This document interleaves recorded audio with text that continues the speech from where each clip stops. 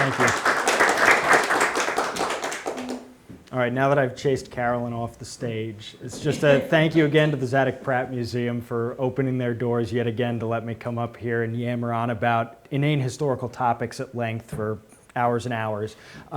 This talk runs about 3 hours, 45 minutes, so we'll have an intermission right around, No, I have, today's talk is 10 slides. I just have 10 slides and they are all pictures, so, except for one. Not 3 hours. Yeah, no, so it's gonna be low key, but this topic, this subject, we're talking about some grisly details from the distant past, so if anybody has questions about specifics and things like that as I'm talking and covering, the general gist of this story and then the circumstances that lead to the creation of the legend, just raise your hands, chime in, ask me any questions you've got as we're going along.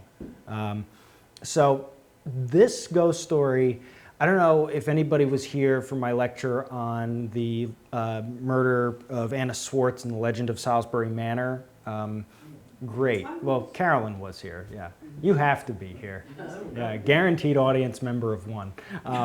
But there's a number of ghost stories based in Greene County that very early in the 19th century become an integral part of the myth building of the Catskills that's being driven by the burgeoning tourism industry here. These are stories that have their origins during the colonial period in many cases that get co-opted and adapted and turned into kind of the ornaments of a new romantic movement that's centered around what becomes the Northern Catskills as we understand it today. So my previous talk about the Salisbury murders I think is available on YouTube now, thanks to Brent. But the story I want to talk about today postdates that first talk I gave by, about 60 years. And in that short 60-year span, seismic changes sweep through Greene County. There's a lot of change that occurs. There's a lot of transition. There's changes in class systems and structures. There's changes in customs and languages. There's a lot going on. And this is near and dear to me because I grew up with this story. This is a legend that I know from my hometown. It's what Athenians go to when they want to tell a spooky story at night. So for me, it's kind of surreal because the circumstances of this tale were first passed down to me orally, which I think is really fascinating because how many of us can claim a community tale like that in the age of Google that our first encounter with it is from somebody else's recollection. It's something that you hear in passing. Somebody stops you on the sidewalk with it and you hear it there. You hear it in the parlor, at a family dinner or something like that. And that's really neat. But we can wade right into this. Any questions right off the bat there? I'm glad we're recording this. That was some good extemporaneous jabber right there. All right, very ominous image. This is an authentic rendition of the circumstances of the murder at Murderer's Creek. This is straight from fact, of course. We've got fair maidens wandering in the night, and we've got strange gentlemen hiding behind trees peering out. This illustration comes from the 1978 reprint of Legend of Murderer's Creek as written by Pauline Hommel from Saugerties in her book Teacup Tales that was published in 1958. Catskills magazine republished it with some great little illustrations in 78, and the story, this is what happens with these. Every 20 years or so, some editor says, geez, that would make great copy. Let's recycle that one again, and it gets churned up, back into the mill of, the forefront of our thought. But the gist of it is this, and I think we have somebody coming in. Sure. All right. The gist of the legend is this. In 1813, a young woman who grew up in Athens in what was called the Upper Village, the mysterious door. It's as soon as I start the story. Yeah. Do we have more coming in? This young woman grows up in the Upper Village. And on a summer night in 1813, she's at her sister's house, visiting with her sister and spending some time, doing this and that around the fire. They're making some desserts and treats and things like that, and they're swapping stories about their childhood. Her sister is newly married, living in a new house for the first time, and they're talking about setting up housekeeping and all this great stuff. And the night winds on, it gets late, and this young woman named Miss Sally Hamilton, she's 20 years old at the time, decides it's time for her to go home to her father's house, who lives also in the upper village, but a couple blocks away from where her sister now keeps house. So she strikes out, middle of the evening, and passes a couple people in the street. Everybody's saying hi, how you doing? And she gets to kind of a quiet part of the road, and that's the last anybody sees of her, alive, that is. The next morning, her parents and her sister realize that she's missing, and they don't know where Sally could have gone. They thought maybe she had stopped at a friend's house, and the whole town at this point, and to rally the whole town in 1813, you essentially walked out your door and said, "Hey guys, where's Sally?" and everybody would come out of their doors. So the whole town strikes out, begins a search, and they're having no luck, and it's getting more and more alarming. They start fanning out further and further from the village, and they get to the banks of the creek that makes up the boundary of the north end of the village, the little boundaries of the corporation. And they find on the bridge, they find stains of blood, and they're like, this can't be good. So people get some boats, and they start searching the creek, and they're searching the creek, and they drag the creek, and they can't find her. Days go by, and finally somebody fishing further up this creek stumbles across her body that had floated up into the reeds, tucked away in this little muddy corner of the stream, out of view of anybody. And they bring her body back, and an inquest is held at her father's house. And the community, of course, is kind of in shock, because this is a young woman who is the daughter of an upstanding, community magistrate and things like that, and they're just kind of befuddled how something like this in their idyllic little village, could have suddenly befallen somebody like this. How is it that one of our native daughters, this precious person who is, part of what made our community special, how could this have happened to her? And they search and search and search, and guys are hauled into the county jail 2 or 3 different times. Confessions are heard from them, and they try to corroborate the nature of the murder with these confessions that these strange men from out of town are giving. And they're like, well, none of you actually know all the details of this murder. None of you know these circumstances, and they can't quite find a guy who fits, who the potential killer would have been. None of these guys seem to know all the facts of the murder. And some of them have alibis. Some of them, are just making it up because they're kind of swept into the media firestorm that ensues following the circumstances of this coming to light. Days turn into months, months turn into years, and Sally's killer is never found. And the creek, because of this, the creek that had been unnamed prior to that gets the name of Murderer's Creek, as the site of this grisly killing. It becomes this place that the community goes to and reflects on this great first failing of this young little village. And in allusion to that, it's said that on the anniversary of the murder on that hot summer night in 1813, if you were to visit every year following that on the eve of that murder, Sally appears as a woman in white along the creek bank, walking, searching for her killer and trying to lead them to the clues, whoever happens to pass by in the evening. Ooh, it's a stirring tale. It's one that, it brings in the women in white element, the classic idea of the ghost as a woman in white who, has unfinished business left. It's also something that allows community members to enter into the early history of the village and to kind of recount those days that are out of recollection otherwise, and the people who have moved beyond our recollection that made up the tapestry of what the community was at that early date. Everybody can hear me all right? Yeah, can we close that door? Yeah. So.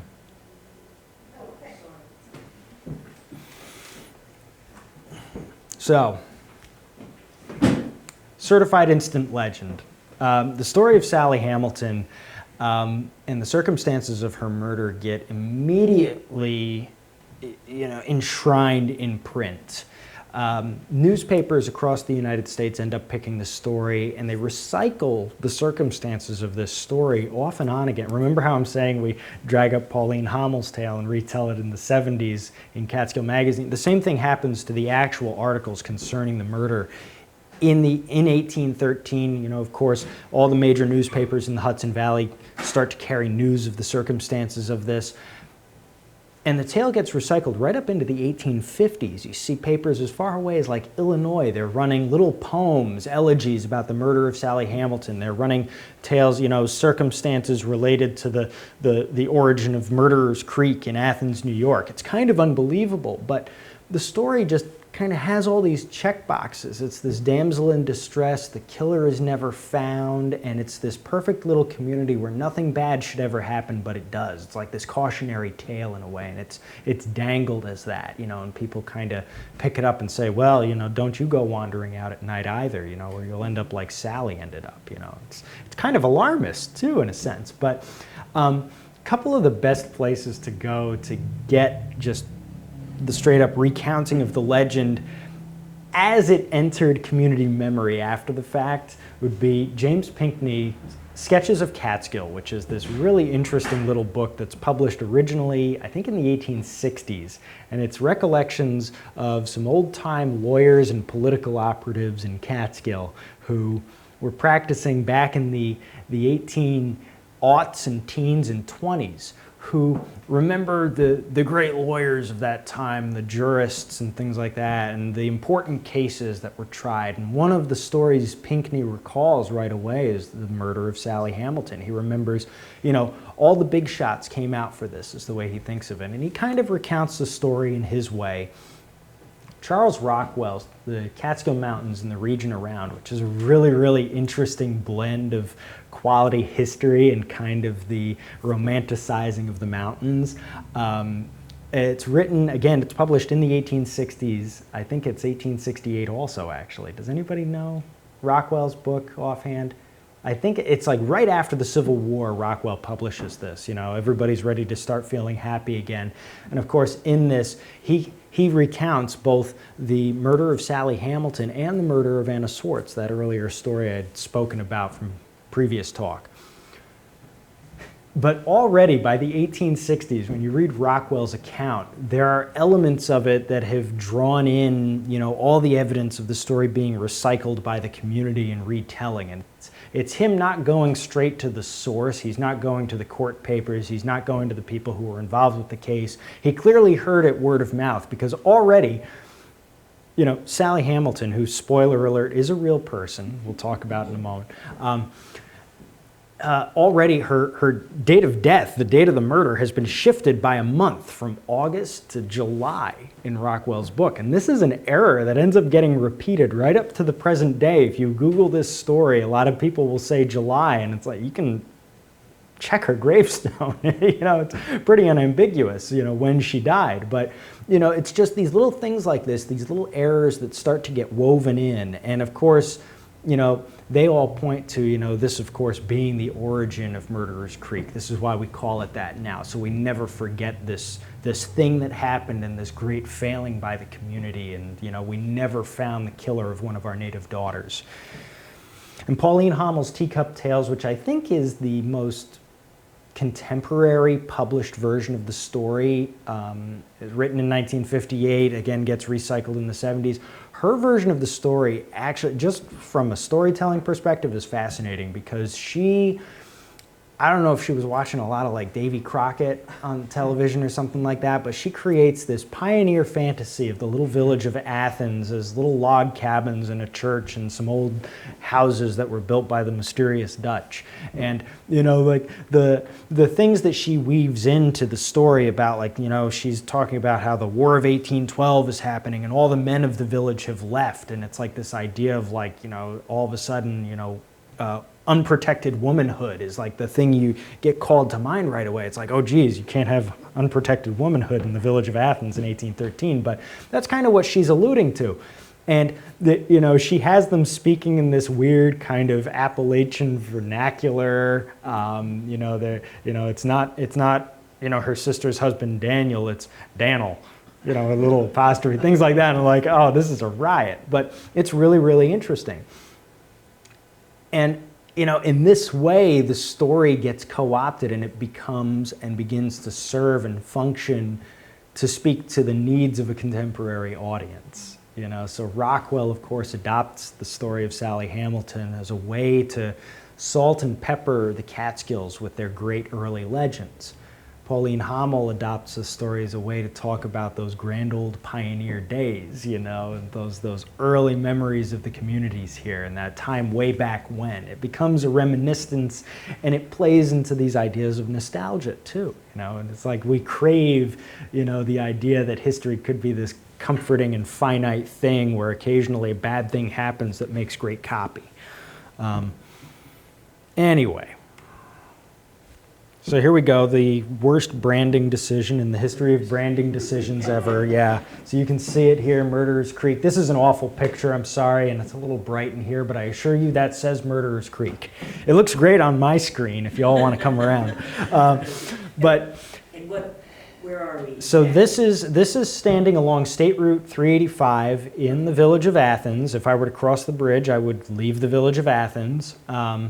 This bridge here goes, over top of Murderers Creek, and it's right by the New York State boat launch. We're about 75 yards from the river at this spot. You can look down the creek and you can see the Hudson.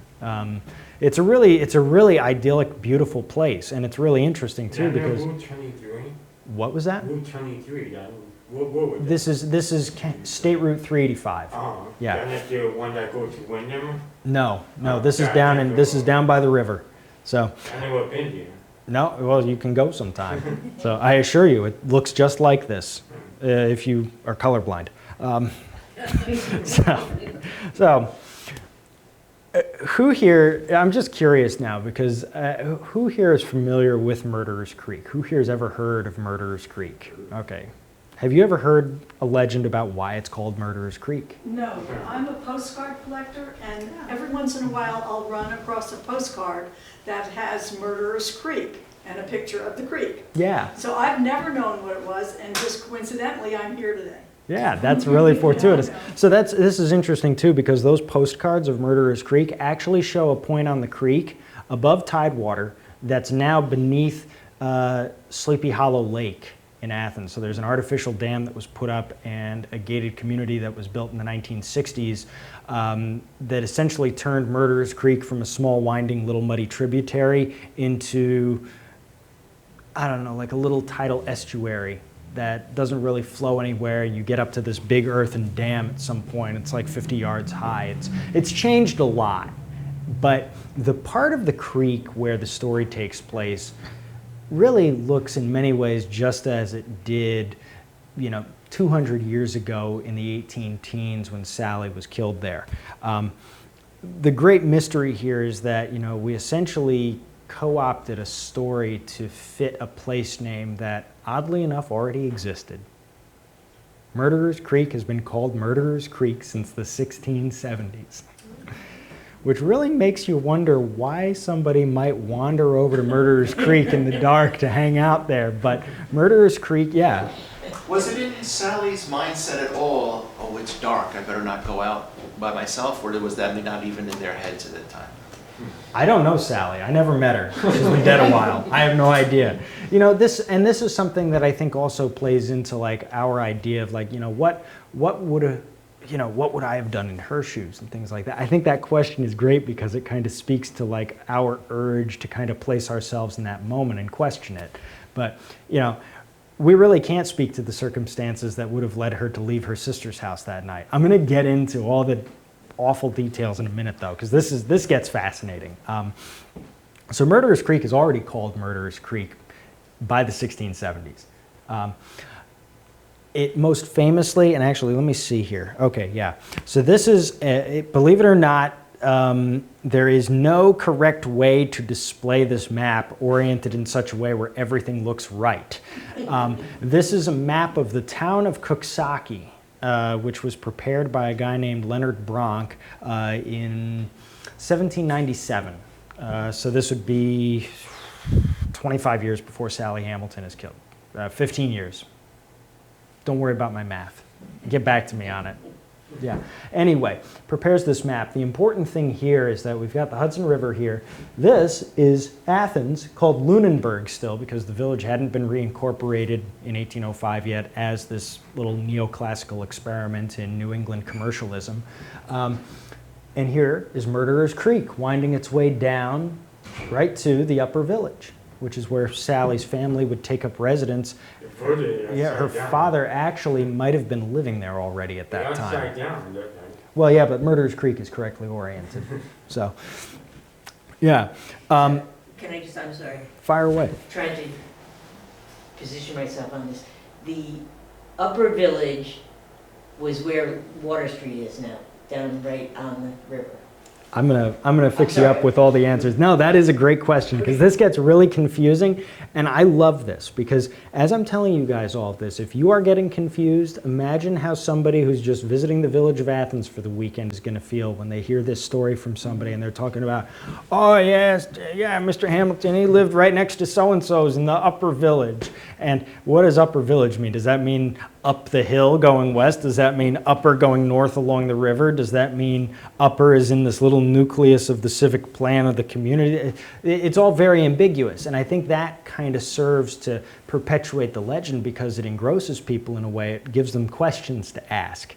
The village of Athens, let me see what the next slide here is. Here we go. I had the unmitigated gall to caption this Athens in 1800, and this is a map from 1867. And you will all bear with me because, believe it or not, really hadn't changed all that much from 1813 to 1867 when this map is prepared. But the long and short of it is this. Who's familiar with Greene County? Like the map of Greene County in your heads. Do we have a picture of it? Okay. Don't worry about it. Do you know where the city of Hudson is? Okay. So the city of Hudson, down along the river, directly opposite is Athens. And if you go a little south from Athens, you hit Catskill where the Rip Van Winkle Bridge is to get across. The ferry doesn't run in Athens. Well, it does now, but it didn't for a long time. For most of the colonial period, the village of Athens is a couple of small Dutch farms that are held on like a leasehold system that's kind of administered by the Van Loon family. And the patent that this is a part of is something called the Lunenburg patent, which spans really from kind of near where the town line in actually no, it would start right around Black Rock, just south of the village, and extends all the way up to Coxsackie, near where Ely Street forks off on 385. So it's this big swath of the lowlands right along the river that get parceled off in the 1680s, broken up into lots, and sold off and leased to Dutch farmers. So it's kind of a scattered, decentralized community that really by the time of the Revolution has created accidentally a little nucleus at a place called Lunenburg, which is what we now call the upper village of Athens. And Lunenburg is centered right around here. It's where the Zion Lutheran Church stands, which is one of the earliest incorporated Lutheran churches in the U.S. It's a really, really interesting little neighborhood, and it's got a couple of these old stone houses that are built by, some of the earliest Dutch settlers to the place. And it's interspersed with this really interesting blend of early federal-style commercial buildings that are built during this period right after the Revolutionary War, where you've got these New Englanders who are coming to the east bank of the Hudson and looking over to the other side at the west shore and saying, there's the west, I'm going to go there and succeed in business. So they end up on the west side of the Hudson at places like Lunenburg, and they get about to doing the civic planning. They get around to, developing new, churches, civic centers. They build wharves and infrastructure to help drain the backcountry of the agricultural produce that needs to be shipped to New York. They become these kind of really wealthy, little points of exchange where, you know, the expansion that's going on in Western New York and the agricultural wealth of Western New York that's being developed, you know, in advance of the Erie Canal being constructed. People are out there and they're trying to figure out how to get goods down to places like New York where there's a ready market. And it's places like Athens that end up being the places where the freight brokerage occurs. You know, the stuff comes down, the guys who own the wagons that are running on the turnpike might live in Athens, the guys who own the sloops that are shipping goods down to the city of New York, you know, they live in Athens, the guys who own the warehouses where things are stored and, you know, where prices are haggled over for rates of shipping, you know, it's this whole little vertically integrated system that exists right here in the village, and it appears really overnight. You know, we go from being this kind of, you know, decentralized agrarian landscape to really in a matter of about 15 years, we go from farmhouses to having two separate vying civic plans for what would become the village to get developed.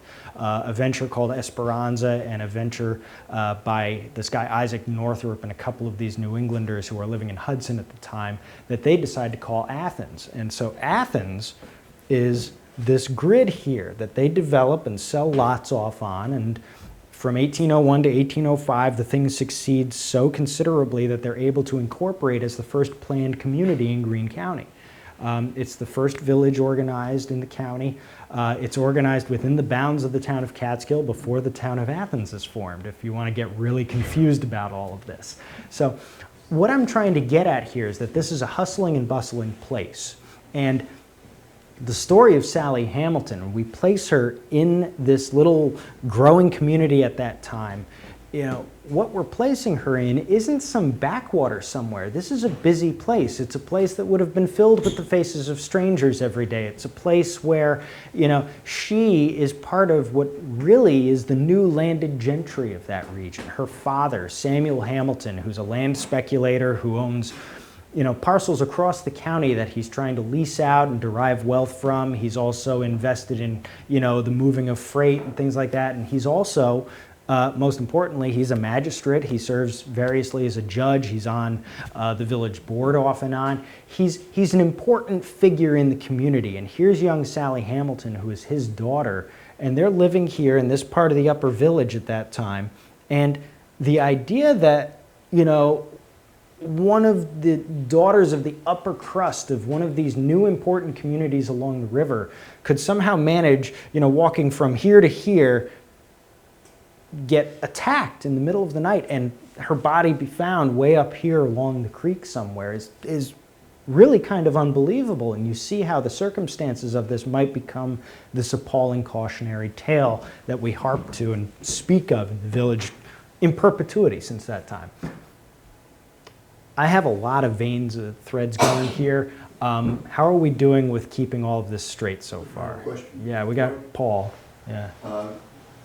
The era that you're talking about, the beginning in the 1800s there, Yeah. is that the point at which they also started shipbuilding in Athens?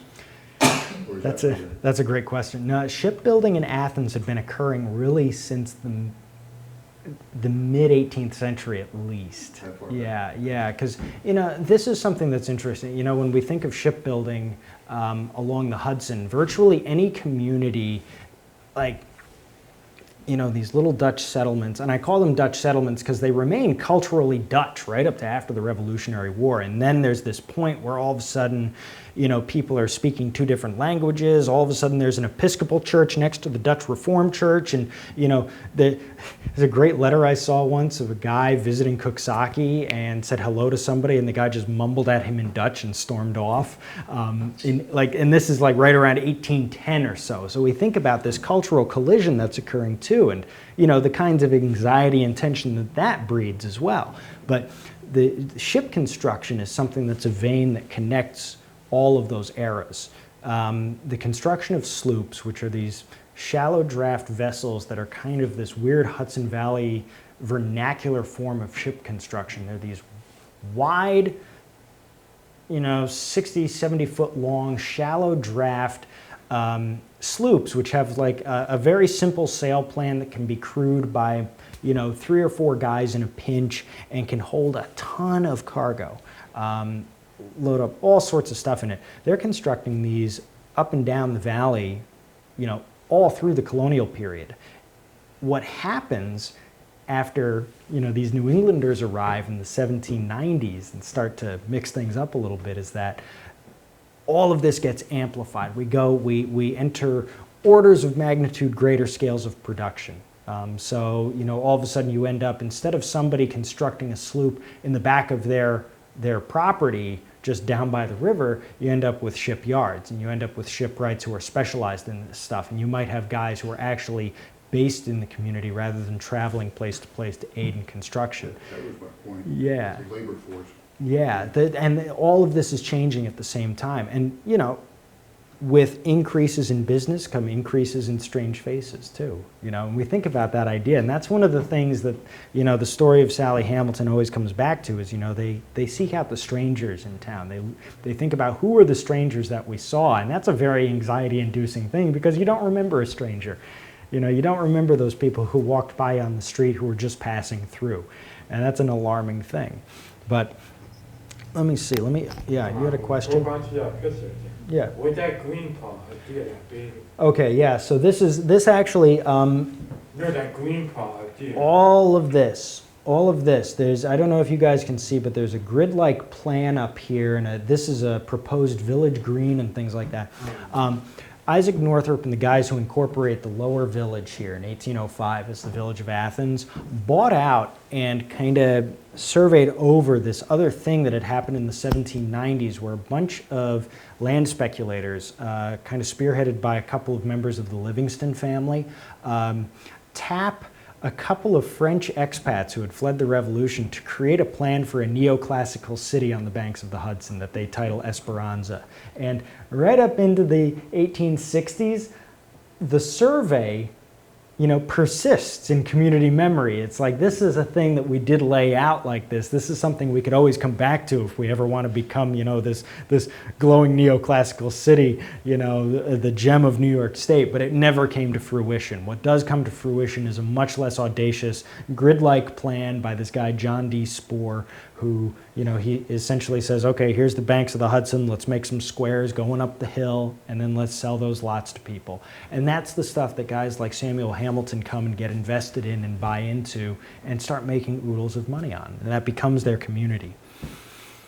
So I hope, does this paint a clear picture of what the place is that this young woman is living in? Now, let's jump to this. So, in Mount Hope Cemetery in Athens is this gravestone. And believe it or not, this is probably the best photo you will ever find of this grave because it is so weathered, so broken down, and so corroded from years of people walking up to it and rubbing it and trying to read the inscriptions and cleaning it with a brush when they shouldn't, things like that. It's just weathered entirely away. The shape of the stone is all that persists. It's even cracked off at the base and fallen over at this point. It's kind of sad, but the inscription here, the center of this, below the tympanum, says, "Sacred to the memory of Sally Hamilton, who was murdered by unknown hands on the evening of the 25th of August, 1813, 20th year of her age. Parental affection erects this monument." And this stone sits in the old Episcopal burying ground, which is now part of Mount Hope Cemetery, right in the middle of the village. And it's a place that, of course, members of the community go to, and we use it literally as a touchstone that connects us to this event. And the stone itself creates mystery in and of itself, the allusion to unknown hands. It's an anxiety-inducing inscription in and of itself. The idea of tragedy just permeates the entirety of the inscription. There's a long poem that follows it on the bottom. So Sally's a very real person. She's born into this landed gentry that comes to Athens after the Revolutionary War. her cohort are the people who become the movers and shakers of the community for literally the next 80 or 90 years. These are people who are marrying into these older Dutch families, and they're becoming land wealthy at the same time that they are becoming wealthy through new economic exploits. They're people who are, tapped into, the electoral politics of that time. They're people who are well connected. The kind of people who we think of as untouchable. That's something that I think is also a good reminder. And this gets forgotten in every version of the legend, is the idea that, bad things aren't supposed to befall the people who are the well-heeled and connected in town. The constable's daughter isn't supposed to be the one this happens to, and it does in Athens, and we fail to figure it out. The stone itself is interesting too. It's carved by a guy over in Hudson. The stonecutter, Darling is the last name of this stonecutter. He variously styles himself as a sculptor. You can find his work all across the county. I was just up in Jewett Heights, and the Darling stonecutter firm who made this stone in Athens have a bunch of stones up in Jewett Heights as well. So this style of monument is something that would have been very accessible to the family at the time. And that's something I was told as a kid is this very ornate stone. This was something the family shelled out for, but it's an outlier in that part of the cemetery. But visually, with other stones like that from that time in the county, it's kind of perfectly in the vein of the style and art of that time. Now, this is something that I didn't know about until I was doing the research for this talk. So this murder occurs.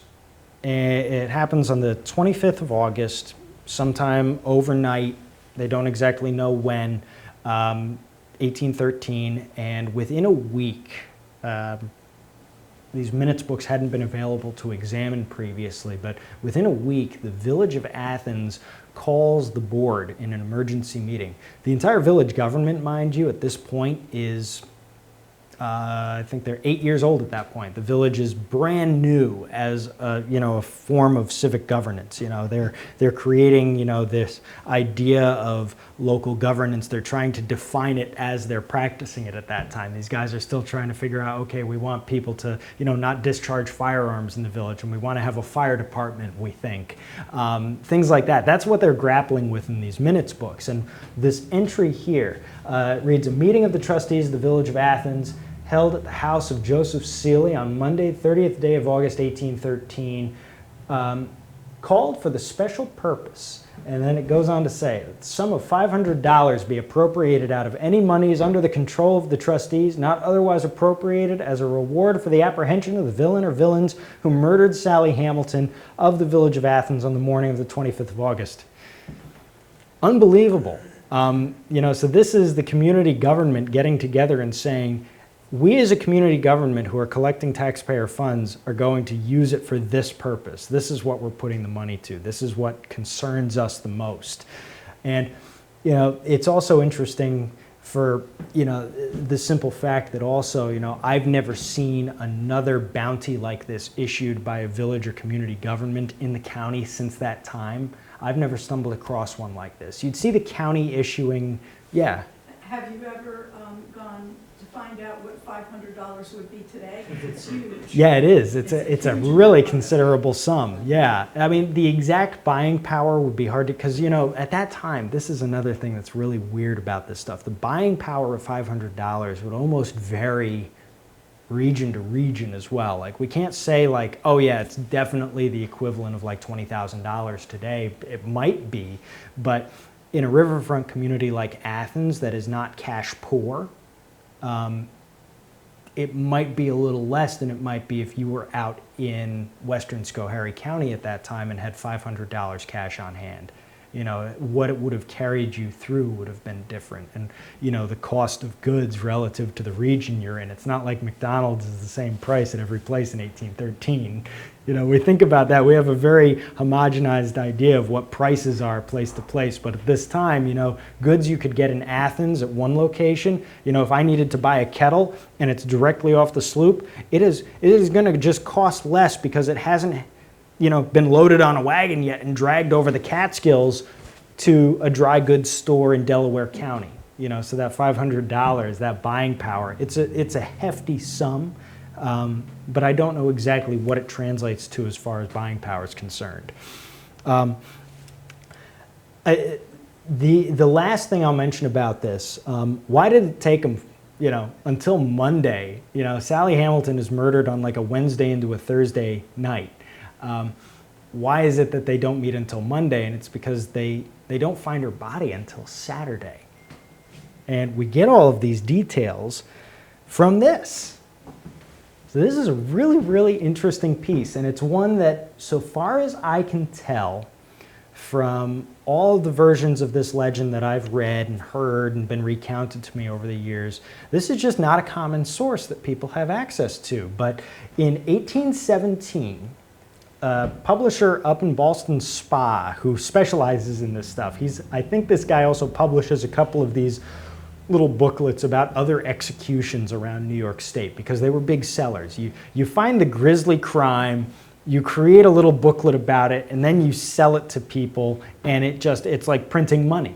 They sell like hotcakes. People love this gruesome stuff. So what this guy, Comstock, ends up doing is, you know, you'll notice, you know, Sally's murdered in 1813. We're looking 4 years later now. 4 years after the fact, we've got this trial that's occurring concerning her murder. So you imagine the tension and the uncertainty of her parents, for example, Samuel Hamilton and his wife Wealthy, who lose their daughter in 1813, and it takes 4 years to start grappling with the idea of getting justice for her, you know, and at that point, you know, you try to move beyond these things, and now you have to sit in a courtroom and listen to guys recount all the grisly details of the coroner's inquest. You have to have all your neighbors come out and tell again what they were doing that night and what they remember and what they don't remember. It's a painful, painful process. And if we think back to that gravestone, it's like, well, no wonder, you know, in 1813, they commission a stone that says "murdered by unknown hands."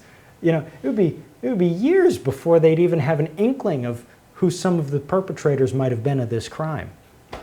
So this booklet is published. It contains in it an extensive, like blow-by-blow account of the testimony of all of the people who were involved either with the family personally and socially or in the community government at that time or lived in the vicinity. It's like a little who's who of the upper village in Athens. It's really, really fascinating in that way.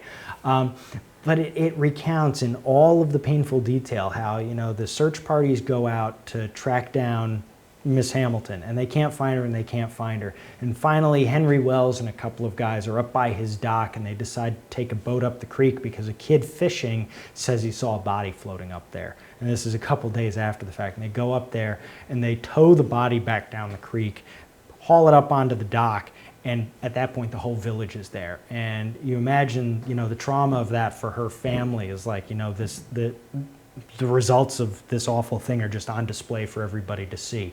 And they take her body back to their parents' house. They take it back to Samuel Hamilton's house and lay her out in the basement and conduct the coroner's inquest there, haul everybody through. And it's like, oh my God, you know, you think about this and it's, you know, why these details never end up getting incorporated into the legend, I do not know, because these are the most horrifying details of the case. These are the ones that are the painful ones to think about. And it goes through the accounts of the doctors, and they're saying this and that, and there's always this thread also. They never really address it, but they're never sure if she had been assaulted, but they describe the wounds on her head and, you know, how she had been beaten, and she probably drowned when they threw her off the bridge. And then it goes into the testimony of these two guys. It's Daniel Lent and Jonathan Sickler.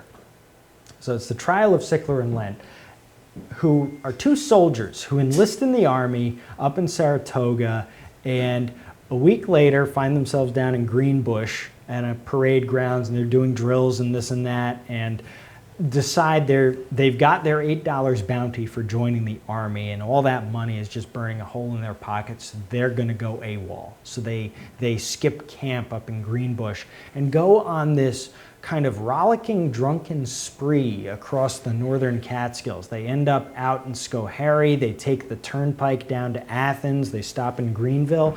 And Lent, for whatever reason, decides, really it's 4 years after the fact at this point, he decides he wants to turn state's evidence. He's having pangs of guilt about this thing that happened. And he turns state's evidence, and he decides to, throw his buddy Jonathan Sickler under the bus and tell exactly the circumstances of this murder for all to hear. And, everyone comes out for it. The lawyers representing these guys are two bigwigs in the legal community down in Ulster County in Kingston. John Sudham, who's a mover and shaker. They're members of the state assembly variously. The attorney representing the people is Moses Cantine, who is also the state printer at Albany, and he's the publisher of the Albany Argus, which is the important major paper of that era. So it's like a who's who. This whole case becomes a who's who, and it's all held over at the courthouse in Catskill. And you'd imagine, of course, there's the crowd in the courthouse itself, but then every day there must have been a mob outside waiting for news, because everybody knew the story at this point. They must have been out there in the heat listening to this, trying to get this story and be the first ones to get it, to publish it in their paper or send a letter to a family member about it. But these guys, Lent and Sickler, all the members of the community in Athens go through their testimony. I even stumbled across a relative of mine who kind of gets cross-examined rather roughly by one of the guys from Kingston who had heard screaming during the night from his house and heard dogs barking and said, "I'm not going out. I don't want to know what's going on out there," but he stays inside. There's a number of people who testify that they had heard, like 9 o'clock at night, they heard a woman crying for help or something like that. And it's really awful because, this is like the Kitty Genovese story. This is like, she's killed in practically, broad midnight in this case, and nobody comes out to help. Everybody stays inside, And that's also, this is that idea of our community guilt being carried forward by the idea of this legend and persisting over time. But one thing leads to another, and, Lent testifies and he gives the circumstances of his tale. Sickler testifies and gives the circumstances of his tale. And then the commanding officers of these guys, remember these are guys who had enlisted and gone AWOL, come and testify that both of them were present on the rolls at Reveille the morning after the murder, when Lent claims that these guys were on a sloop heading down to New York City, having spent the night in a Brandau family barn south of the village of Athens after having committed the murder. Lent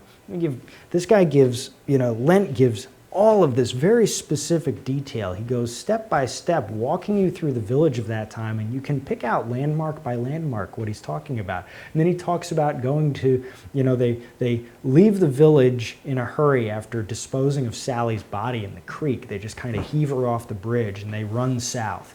And they stumble across a guy on the road who says, "Did you guys hear screaming?" And they say, no, that wasn't screaming. And they head down to the Brandau family farm. They stay in the barn that night. They run into one of the daughters of the Brandau family who had been at a ball in Jefferson that night. That's in Catskill. And that daughter testifies to meeting these guys at that barn that night. But these commanding officers from the garrison at Greenbush say, no, they were there at Reveille in the morning that day. Because what does it say about them as the commanding officers of these guys that they would be AWOL, that they couldn't keep track of their own men, that their own men are, enlisted in the United States Army and they're off doing things like this in the dead of night. This is bad. This is bad PR. And so it wraps in the middle of this testimony, we wrap in all these veins of the ideas of, sexism and the legitimacy of, this young woman's testimony at the Brandau house versus, the claims of these guys' officers who have these completely ulterior motives, to make sure that, they don't get reamed out for having guys off AWOL, committing literal murders in the middle of the night. It's the middle of the war. It is the middle of the war at that time, yeah. So these guys are wandering off, you know, it's bad, you know, it's just a bad look. So, what ends up happening during the cross-examination is that Lent basically folds. He had given his statement several times to counsel, and they had it written down, and they start picking him apart on little details of this and that were flipped and switched. Well, you said the barn was on the east side of the road, now you say it's on the west side. Well, you're a liar. And it works. It works. There's basically no other evidence than the testimony of Lent to tie Sickler to any of this. And what ends up happening is Sickler gets away scot-free, and Lent gets thrown in jail for perjury because he obviously went into the courtroom and lied under oath. And he rots away in jail there for years for committing perjury, for trying to testify about the circumstances of this murder. Samuel Hamilton, it's my understanding is that, and James Pinkney recalls this, is that the Hamilton family was very comfortable and convinced of the guilt of Sickler and Lent. There had been another guy who was embroiled earlier in 1814, this guy Patrick Cavanaugh, who was just kind of a scoundrel, who everybody in town writes, he says he had just the most villainous face of anybody they had ever seen. I don't know what that means, to have a villainous face, but the poor guy. Anyway, he goes to the judge and he says, oh, I killed Sally Hamilton and I stabbed her and I threw her in the creek and, you know, I did all of this and I did all of that. And they say, you got your dates wrong, you've got the timing wrong, nobody saw you in town that week, you know, we don't believe you. And he gets dumped out of the courthouse essentially and kicked down the road and says, just don't come back, and he leaves.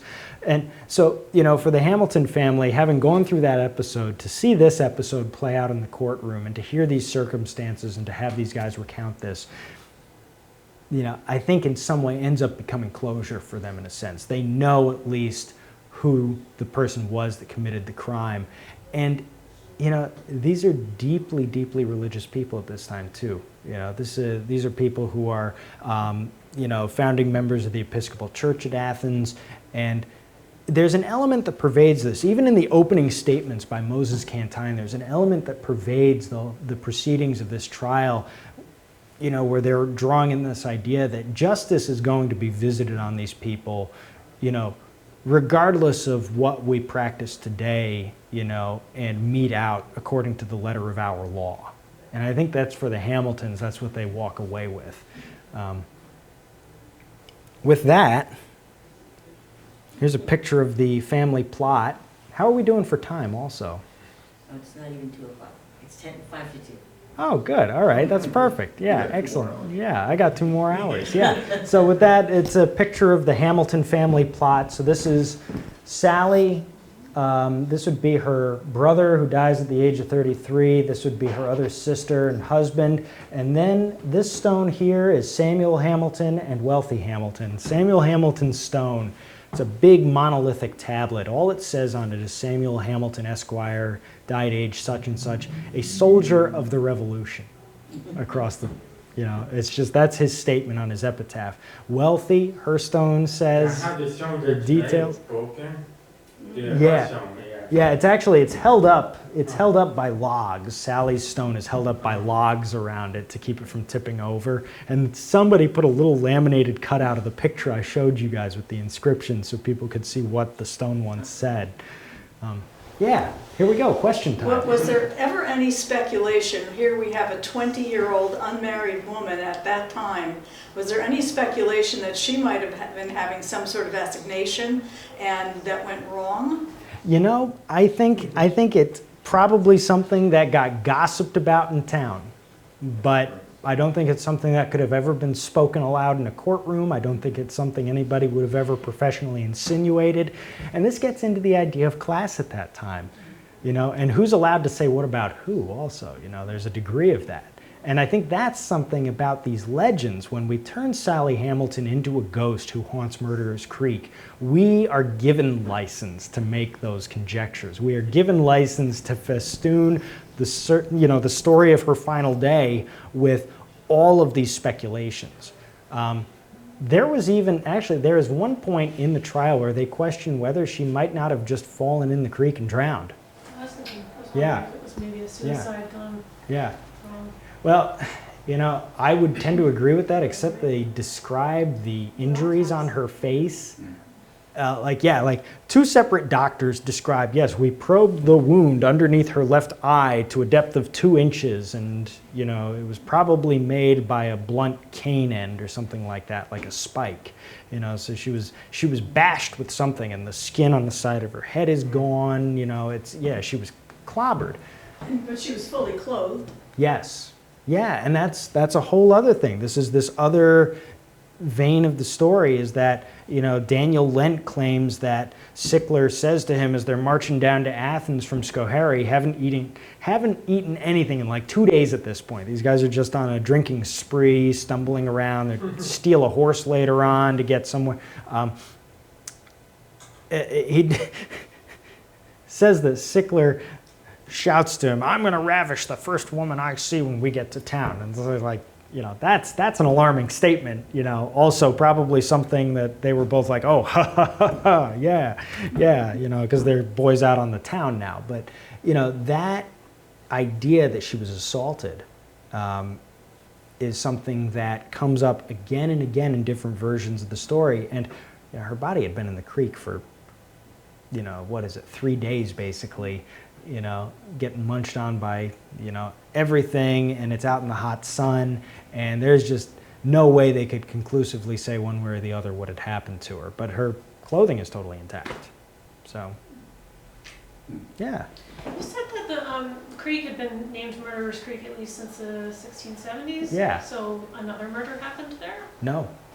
Yeah, so, and I don't speak Middle Dutch, but what I have been told is that there's the term for muddy in Middle Dutch, motorig or something like that. It's a guttural phrase that if you have a bunch of drunken Englishmen and a bunch of drunken Dutchmen in the same room one night and they're going over a deed together and somebody's talking about the motorig kill, and the other guys are listening to it. Yeah, the murder kill. And you hear it referred to murderers with the possessive and murder kill. There's a murder kill road, Murderers Kill Road in Athens, which used to connect with the old Murderers Creek and things like that. There's versions of it that are bandied about, but really what it is probably a bastardization of this older Dutch word that just meant muddy creek. There's a Murderer's Kill that was originally the southern bound of the county of Ulster that's now in Orange County as well. So there's a couple Murderer's Creeks along the Hudson, and it's not because everybody's getting killed along these creeks. It is because they're these shallow little sloppy tidal swamps that aren't really good for anything except for putting a dock at the mouth of. So, does that answer the question though? The Murderer's Creek? Yeah. And it's pretty funny though, because honestly, as visitors, love the idea that this is related to, somebody's unfortunate demise. People who are from the community love it as a story that they can possess and tells a little bit about the history of the place. I've corrected people a number of times about this, and shown them maps and things like that, but people in the village are just like, no, I heard the story from my grandmother. And it's like, well, right on. So yeah. The Hamilton name, is that It's not connected with the founder connected Hamilton. at all? No. Okay. So far as we're aware. All right. And Samuel Hamilton lives in Athens in the Upper Village. His cousin Seth has another house in the Lower Village. His brother Patrick Hamilton also has a house in the Lower Village. All the Hamilton brothers and their relatives come as like a body politic, move and transpose themselves to Athens and get involved in business together, So that's another thing too. You think about is the idea that all these families, the doctors who testify to the circumstances of her death, these are guys who grew up in Litchfield County, Connecticut, and they find themselves here in the Hudson Valley at that time and live and die here. These guys are all Connecticut Yankees and New Englanders who come here. They move as a community. And how are we supposed to say that we transposed our community from one place to another and somehow we end up with a corruption like this? Yeah. So interestingly, Yeah. there's still a Sickler family that lives in Lanesville.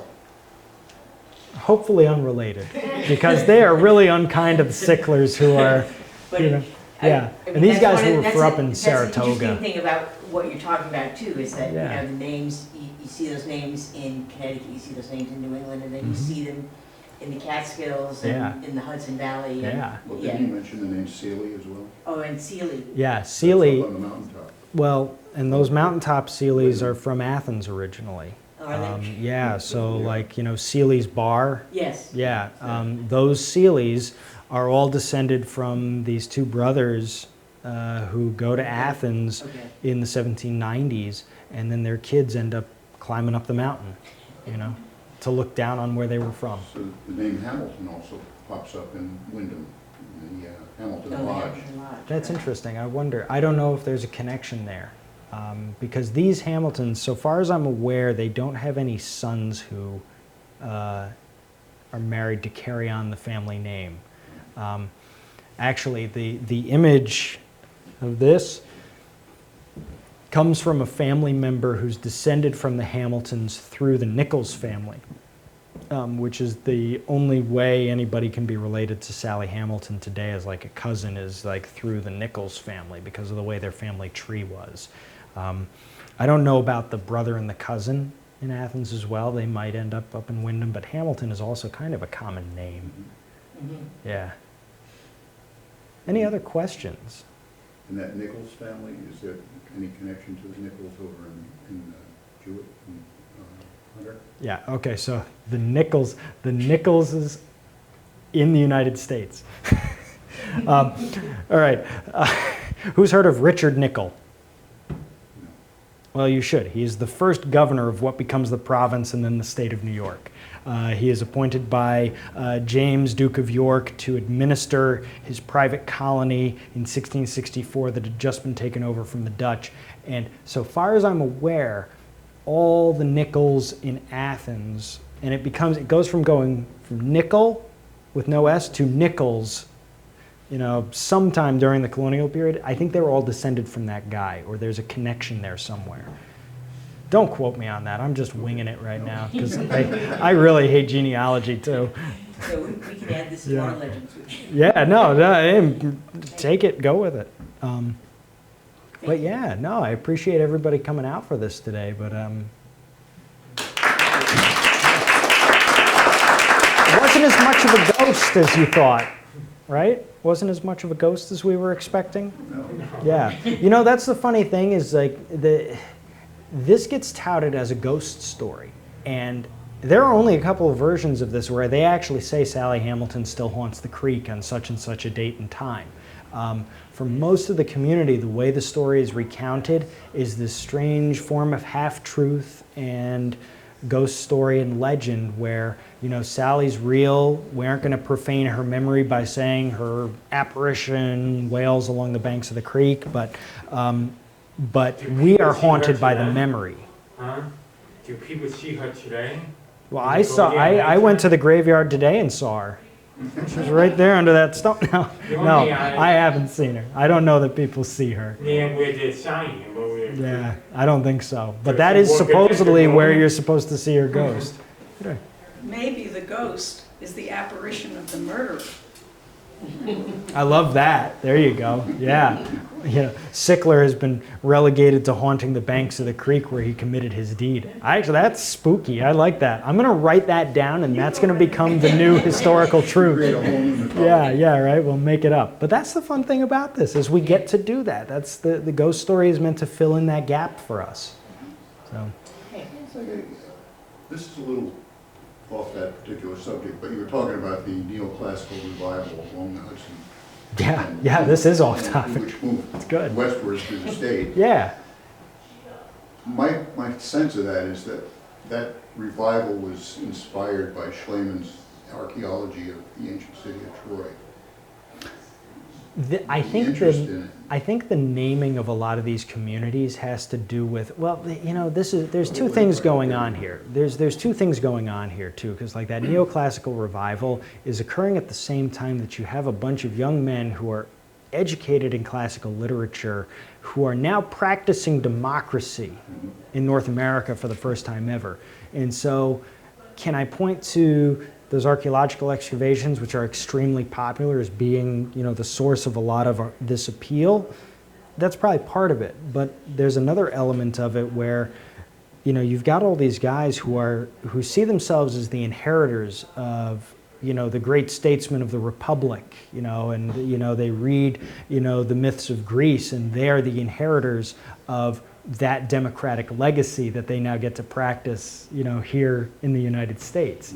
And so I think there's a vein of that too that gets drawn into it. But I don't know the date that that excavation takes place in Troy either. It's early 1800s, Yeah.